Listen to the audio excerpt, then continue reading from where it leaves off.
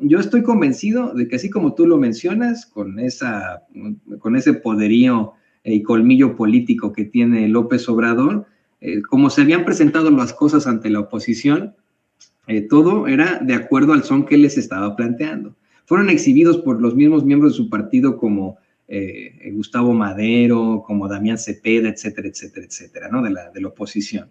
Hasta que llegó esta infame campaña en la que quieren establecer que Xóchitl Gálvez está, pues vamos, en riesgo de sufrir un atentado debido a los dichos del presidente López Obrador. Creo que ahí ya, eso ya no tiene nada que ver con el son al que les está tocando el presidente López Obrador. Ahí se sale un poco de control las intenciones del presidente. El hecho de que quede Xóchitl Gálvez como la candidata de la oposición es muy propositivo, y tú lo has dicho, lo hemos platicado aquí en Sin Censura, para Morena, para sus aliados, para la izquierda, para la Cuarta Transformación. Pero el ahora intentar pues establecer esta circunstancia de lo más nefaria, por supuesto que no sería una circunstancia buena para su gobierno. Ningún tipo de agresión a cualquier político, así sea Felipe Calderón, Ricardo Anaya, el que tú quieras, sería propositiva de ninguna forma. Y hoy pues quedó exhibida en la conferencia de prensa mañanera de pe a pa. Hoy el presidente López Obrador muestra a esos personajes que precisamente fueron beneficiados por la publicidad oficial en tiempos de Enrique Peña Nieto con millones de pesos, algunos de ellos hasta con la consigna de que hicieran comentarios editoriales en espacios radiofónicos o columnas, y por supuesto que nos referimos a Joaquín López Dóriga, como los principales detentores de esta campaña horrenda, de la que, según el presidente López Obrador, está detrás Carlos Salinas de Gortari. Y hay muchas versiones de todo esto. Hay muchas salidas que me gustaría reflexionar contigo. Hoy el presidente López Obrador abiertamente asegura que ese magnicidio tan pues, estremecedor para los mexicanos, el asesinato de Luis Donaldo Colosio como candidato del PRI a la presidencia de México, se da en el periodo neoliberal, en el sexenio de Carlos Salinas de Gortari, nada más y nada menos. Esto, pues, dando pie a explicar que estos mismos que están estableciendo la idea de que podría haber algún atentado en contra de Xóchitl Gálvez, son los que están detrás de esa logia, de esa idea, de ese grupo, de esa élite que quisiera regresar a sus privilegios. Y yo lo he dicho ya un par de veces aquí en Sin Censura, creo que Xóchitl Gálvez, de los que se debería estar cuidando, no es de los seguidores de Morena, que por mucho que te griten en la vida te van a agredir físicamente, por mucho que te corran de un mercado en Oaxaca porque te desprecian, nunca te van a agredir físicamente. No debe cuidarse tampoco del gobierno, ni de la Guardia Nacional, ni del Ejército, ni del presidente López Obrador. Debe cuidarse de la gente de su propio movimiento, del PRIANRED, de Claudio X González, de las Beatriz Pajés, de los Héctor Aguilar Camín, de los Raimundo Rivapalacio y de los Joaquín López Dóriga. Pero tú los conoces mejor. Tú conoces mejor este tipo de personajes, querido Jaime, tú has platicado con ellos, tú los has tenido de cerca como legendario corresponsal de guerra que eres.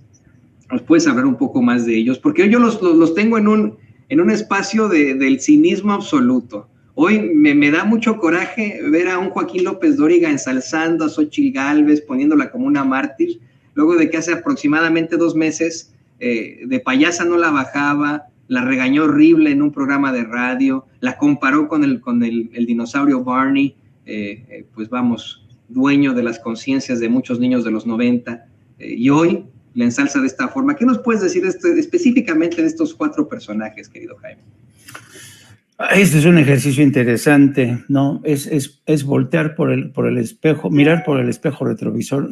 Te puedo ofrecer varias estampas, varias que se te quedan muy marcadas, ¿no? Tú sabes, Toño, que yo trabajé con Joaquín López Dóriga en la época en que tenía este noticiero de 7 días, y trabajé también con Pedro Ferriz de Con. Yo era el que le redactaba, el que le hacía el guión a Pedro Ferriz de Con de su programa que se llamaba Al Cierre, y luego inauguramos un nuevo noticiario que empezaba a las 7 de la mañana. Yo me la pasaba, me metía unas chingas, dormía un promedio de 3 o 4 horas. Bueno, pero de esa época me acuerdo que era una época en la que Joaquín López Dóriga había concentrado una enorme cuota de poder porque era el consentido de José López Portillo. Y además, y llegó al extremo Joaquín López Dóriga de creerse tan poderoso que llegó a pelearse con la hermana del presidente, Margarita López Portillo, que era íntima amiga del padre de Pedro Ferriz de Con. Por eso Pedro Ferriz de Con consigue un espacio en la televisión, pero te hablo de aquella época en la que tener un noticiero en televisión era una cosa increíble, ¿no?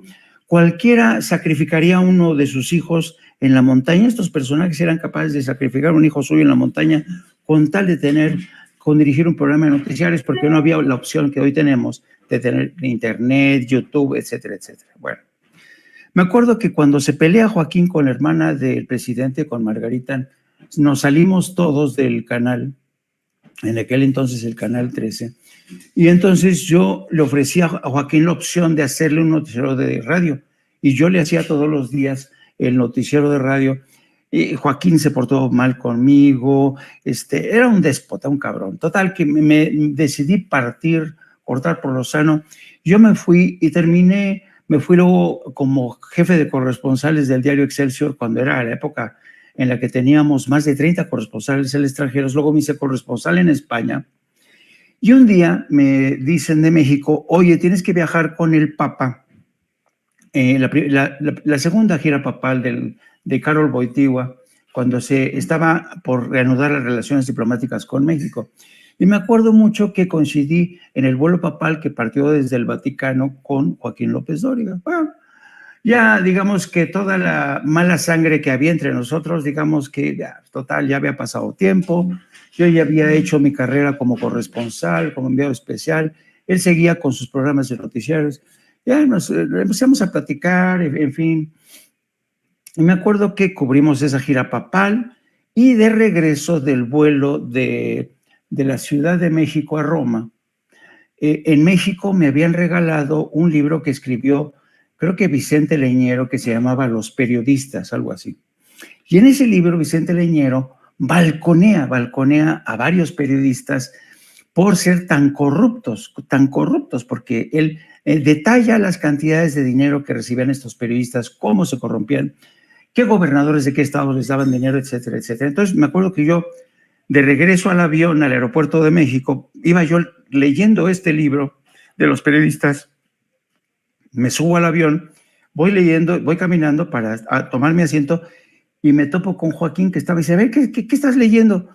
Yo digo, no, estoy leyendo un libro donde, por cierto, Joaquín, te balconean feo, ¿eh? Qué feo. Dice, a ver, préstamelo. Y empieza a leer. ¿Y sabe lo que me dijo, Toño? Me dice, no, hombre, están pendejos. Este güey no tiene nada. Yo saco más de ese dinero, mucho más de lo que dicen aquí. Oh, my God. Perdón, de verdad no puedo creer. Creo que no me la habías contado, así. No, o sea, eso te da una idea. Eso te da una idea del cinismo de Joaquín López Dóriga, que le valía madres.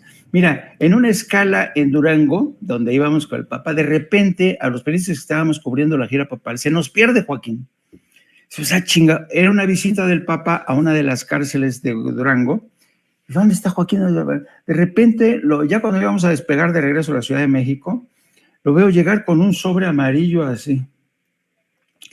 Digo, yo ahora solo fui a hacer mis visitas con mis clientes. Evidentemente había ido a recolectar los dolaritos, porque él era así, recolectaba de gobernadores, etcétera, etcétera. Pero para que veas la medida de Joaquín ha sido, cuando el presidente ha dicho que entre la gente que está con esta nueva campaña, está gente que está vinculada con Salinas de Gortari. Yo ahí difiero un poco del presidente, porque yo creo que Joaquín López Dóriga tiene su propio sistema. Él es el centro de ese universo y en torno a él giran un chingo de intereses, muchísimos intereses, ¿no? Sí, se avino, se adecuó, se hizo amiguete de Salinas de Gortari, pero acuérdense que Joaquín López Dóriga está desde mucho antes. Llega a su gran poder, le llega con José López Portillo, que le decía el güero, y entonces lo encumbra. Y de ahí en adelante, el poder ejecutivo, la presidencia, cometió el terrible error de considerarlo algo así como el primo inter pares de entre todos los periodistas en México. Le daba información exclusiva, le daba las entrevistas exclusivas, y ha tenido un enorme poder Joaquín López Dóriga, regañaba a gobernadores, no, es increíble, extorsionaba, ¿se acuerdas? Como el caso de la mujer que era dueña de Modelo, cómo la extorsionó. En fin, para que veas, entonces, pero esa es, digamos, la gran figura central que viene desde aquella época. Luego se suman personajes como Raimundo Rivapalacio y Carlos Marín. Raimundo